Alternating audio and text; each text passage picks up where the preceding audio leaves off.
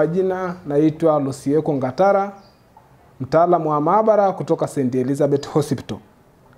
Mada yetu ya leo inahusiana na kipimo cha full blood picture ambayo inahusiana na upimaji wa seli za damu. Tunaita white blood cell, red blood cell pamoja na platelets. Kipimo hichi ambacho hujulikana pia kama complete blood count ni mojawapo ya vipimo muhimu zaidi katika uchunguzi wa kitabibu. Kinaonyesha hali ya jumla ya damu na hutoa taarifa muhimu kuhusu afya ya mwili kwa ujumla. Umuhimu wa kipimo cha full blood picture, cha kwanza kabisa kugundua upungufu wa damu. Kipimo hiki kupima kiasi cha seli nyekundu za damu ambayo tunaita ni red blood cells, kiwango cha hemoglobin pamoja na hematocrit.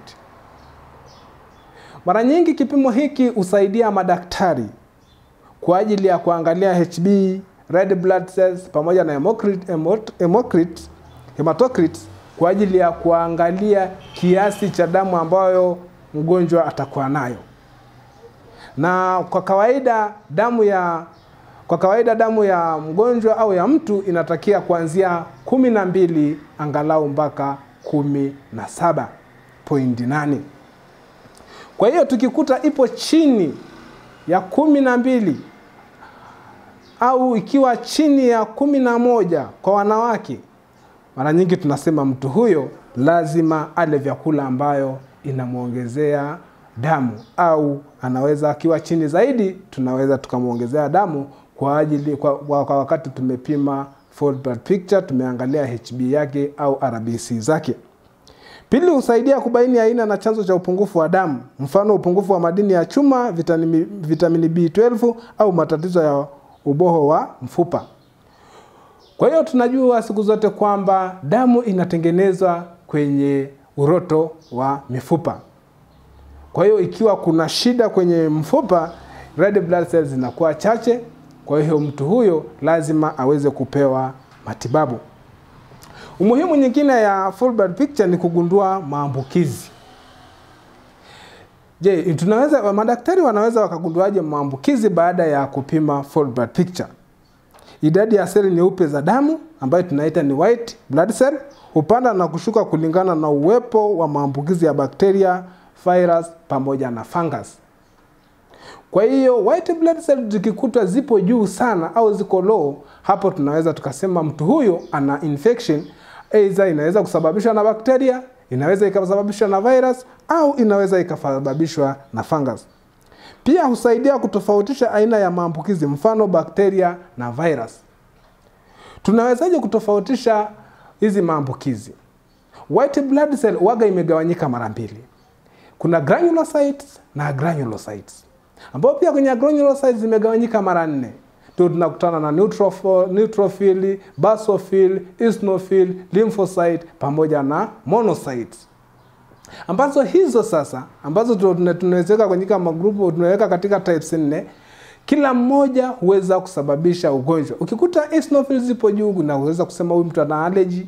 Ukikuta zina lymphocytes zipo juu, unakuta huyu mtu ana virus, ndio imesababisha hizo white blood cell kupanda.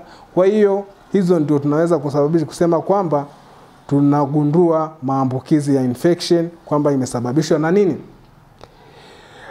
Umuhimu wa tatu ni kutathmini kinga ya mwili, immune status.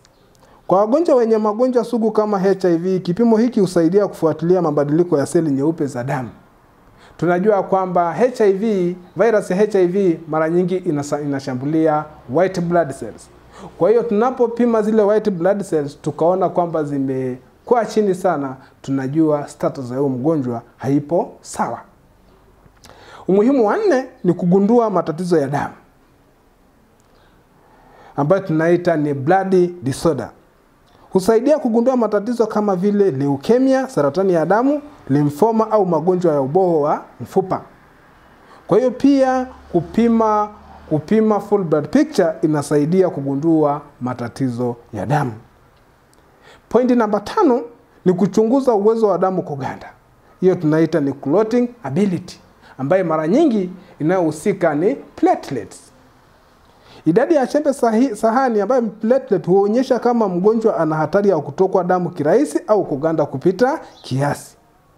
Ndio maana kazi ya platelet mwilini ni kusaidia damu kuganda kwa haraka au kuganda kwa haraka ili kwamba mtu damu nyingi isiweze kumwagika. Pointi namba 6 ni kufuatilia matokeo ya matibabu.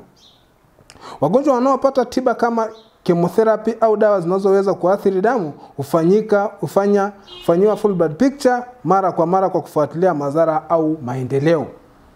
Hiyo ni moja ya umuhimu wa kufanya full blood picture, kufuatilia matokeo ya matibabu. Pointi namba 7, umuhimu namba 7 ni kuchunguza hali ya afya kabla ya upasuaji.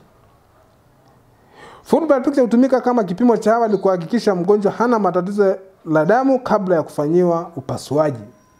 Maana mgonjwa tunajua wakati anaenda kufanyiwa upasuaji ni lazima afanyiwe HB ili kuangalia wingi wa damu.